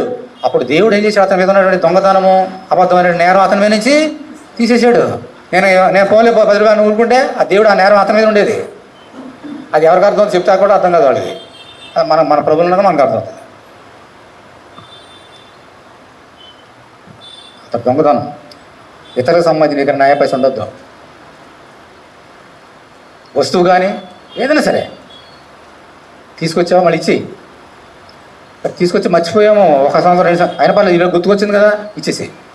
మీరు ఎవరున్నారో మీ గురించి చెప్పట్లేదు, వచ్చేసాడు ప్రపంచం చెప్తాను, నన్ను అర్థం చేసుకోకండి, నాకు ఏం తీసుకురాకండి, జనరల్గా చెప్తాను. అటువంటి అన్యాయంగా మనం పెట్టుకోకూడదు. అందుకని ఏమన్నా దేవునికి మనుషులు ఇచ్చారు మనందరూ కూడా. ఆఖరి చెప్పి ముగిసేస్తున్నా. క్రయదానం అన్నాడు. అదేంటి? విలువ పెట్టి కొనడం క్రయదానం అంటే. ప్రతిదానికి ఆ చైర్ ఉంది, మీరు కూర్చొని చేయండి, నాకు కూర్చొని దానికి విలువ ఉంది కదా. మైక్ ఉంది, దీనికో విలువ ఉంది. ఈ యొక్క బ్లేజర్కి దీనికో విలువ ఉంది. దానికి విలువ ఉంటుంది. నీకు విలువ ఉంది. దేవుని స్తోత్రం, హల్లెలూయా. నీకు ఒక విలువ ఉంది. క్రయధనము చేత నీవు నేను కొనబడిన వారము. దేనితోటి? యేసు రక్తం. హల్లెలూయా. యేసు రక్తము చేత నువ్వు కొనబడిన దానవు, కొనబడిన వారము. ఇప్పుడు చెప్పండి, విలువెంత? నీ విలువెంత? నీ విలువెంత? ఏ మానవుడు కొలవలేనంత యేసు రక్తాన్ని ఏమైనా అమూల్యమైన రక్తం, అమూల్యమైన రక్తము పాడతాం కదా. అమూల్యం. ఎవరు కెనాట్ క్యాల్కులేట్. అటువంటి క్రయధనంతో నేను కొనుక్కున్నాడు యేసయ్య. నువ్వు ఎవరి సొత్తు? నీ సొత్తు కాదు. ఇప్పుడు పాయింట్ చెప్పి ముగిస్తా. నీ హృదయాన్ని, నీ జీవితాన్ని యేసుకి ఇవ్వకపోతే నువ్వు దేవుని దృష్టికి ఎవరివి? దొంగవే. ఎందుకు? నువ్వు కొనుక్కున్నాడైనా, నువ్వు నీ సొత్తు కాదు. నీ కొరకు ఎవరు పెట్టారు? రక్తాన్ని కారపోసారు. ఎవరు కొనుక్కున్నారు నిన్ను? నీ దగ్గర డబ్బులు ఆశిస్తారు, ఎవరు కొనుక్కోలేదు. నువ్వు నీ సొత్తు కాదు, మీరు దేవుని సొత్తు. కాబట్టి మీ దేహములతో, మీ మనసుతో, మీ హృదయముతో దేవుని మహిమపరచండి. దేవుని స్తోత్రం, హల్లెలూయా. అంత లేచనండి. నీ దేవుడు ఎంత సుందరుడమ్మాయన, ఎంత సుందరుడు, ఎంత సుందరుడు. ఒకసారి చూసి బల్లకి వెళ్దాం. యెషయా గ్రంథం 53 అధ్యాయం. యెషయా 53.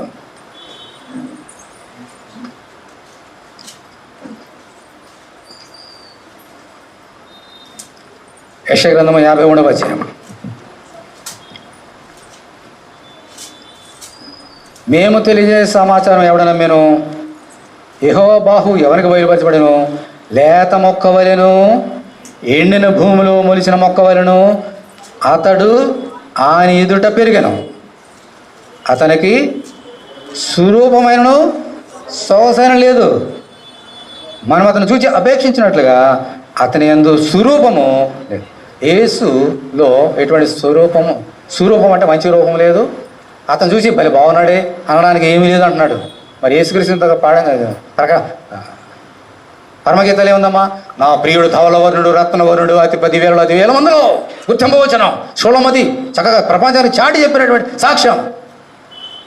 నా ప్రియుడు ధవల వర్ణుడు, రత్నవర్ణుడు, నా ప్రియుడు ధవల వర్ణుడు, రత్నవర్ణుడు, నీ ప్రియుడు.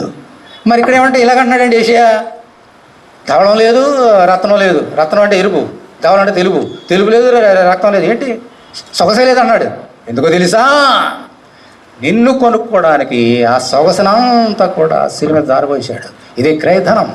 అందుకని కొరడాలు కొట్టి మూగు వేసి చీ అని చీకొట్టి రాత్రంతా ఆయన హింసిస్తే ఇంకా స్వరూపం ఎక్కడ ఉంటుందమ్మా? ఒళ్ళంతా రక్తమే, తల నుంచి రక్తం, చేతుల రక్తం, కాళ్ళ నుంచి రక్తం, శరీరం రక్తం అయితే ఇక స్వరూపం ఎక్కడ ఉంటుంది? నిన్ను క్రయధనంగా కొనుక్కోవడానికి తన స్వరూపాన్ని పెట్టాడు. దేవుని స్తోత్రం. హల్లెలూయా. అందరు కళ్ళు మూసుకోండి. ప్రభువా, యోబు వలె ఇటువంటి సుగుణాలు నాకు దయచేయి తండ్రి, నీ సాక్షిగా వాడుకో తండ్రి. వేడుకుందాం ఒకసారి. ఆయన ఎంత గొప్పవాడో, ఆయన ఎంత స్వరూపము నీ కొరకు నలగొట్టుకున్నాడు. ఒకసారి బల్ల చేయక ముందు ధ్యానం చేద్దాం.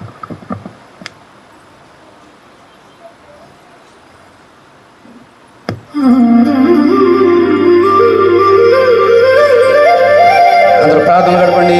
ఎంత సుందరుడో మనం నేర్చుకుందాం.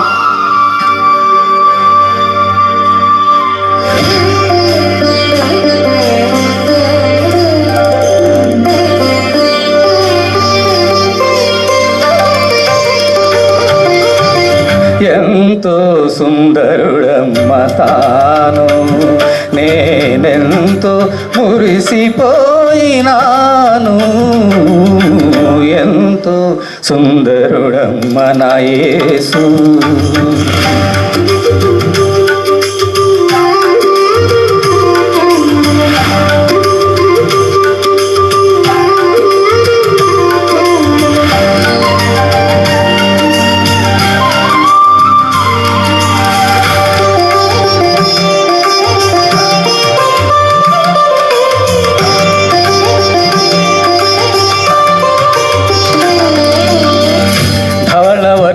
రత్నవర్ణుండు నా ప్రియుడు, ధవళవర్ణుడు రత్నవర్ణుండు నా ప్రియుడు, అతని 10,000 బహుశ్రేష్ఠుడా తండు.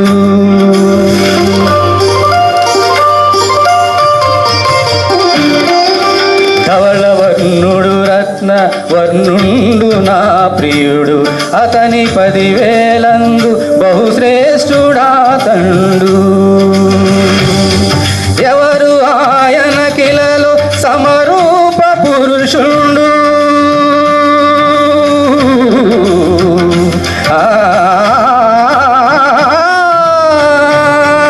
ఎవరు ఆయన కిలలో సమరూప పురుషుండు, అవలీలగానతని గుర్తింపగలనమ్మ, అవలీలగానతని గుర్తింపగలనమ్మ. ఎంతో ఎంతో ఎంతో సుందరుడమ్మ తాను, నేనెంతో మురిసిపోయినాను. ఎంతో సుందరుడమ్మ తాను. అటువంటి సుందరుడు ఈరోజు నిన్ను ప్రేమించి తన రక్తాన్ని ముందు పెట్టి, తన శరీరాన్ని ముందు పెట్టి, అమ్మా, అమ్మారి, అమ్మాడా, నా రక్తంతో కడుక్కో, నా శరీరంతో బలపరచు, నిన్ను నేను దీవిస్తా, నువ్వు నా కుమార్తెవి, నిన్ను నేను హెచ్చిస్తా, నువ్వు నా సొత్తు, నిన్ను నేను కొనుక్కున్నా నా రక్తం చేత, నాకు దూరం కావద్దా. దేవుడు నిన్ను మాట్లాడుతున్నాడు. నా సోదరి, నా సోదరుడా, మన జీవితాన్ని ప్రభువును సమర్పించుకుందాం. దేవానికి 4 స్తోత్రములైనా నా ప్రాణప్రియుడా, ధవలవనుడా, రత్నవనుడా, ఇదిగో నీ రక్తం, ఇదిగో నీ శరీరం మా ఎదుట ఉంచిన ఆయన ప్రభువా. నీ బల్లో చేసే ధన్యత మాకు లేదు, అయినప్పటికీ అంత గొప్ప ధన్యత భాగ్యం మాకు ఇచ్చావు తండ్రి. మా దోషాన్ని ఒప్పుకొని నీ శరీరం చేత బలం పొంది నీ రక్తం చేత కడుక్కొని నీ సాక్షులుగా ఈ లోపల జీవింపచేయండి. చిన్నమందరిని దీవించు నాయన. బల్లో చేయించుండగా ప్రతి ఒక్కొక్కరిని తాకి ఆకర్షించి నీ యొక్క ప్రేమలు బంధించి నీ సొత్తుగా చేసుకొని దీవించమని, నన్ను, నా కుటుంబాన్ని, సంఘాన్ని, 5 మెంబర్స్ని దీవించమని యేసు నామములో ప్రార్థన చేస్తున్నాం తండ్రి. ఆమేన్. అలా బల్లో గడపండి, చదివేద్దాం, ప్రార్థన చేసుకున్నాండి.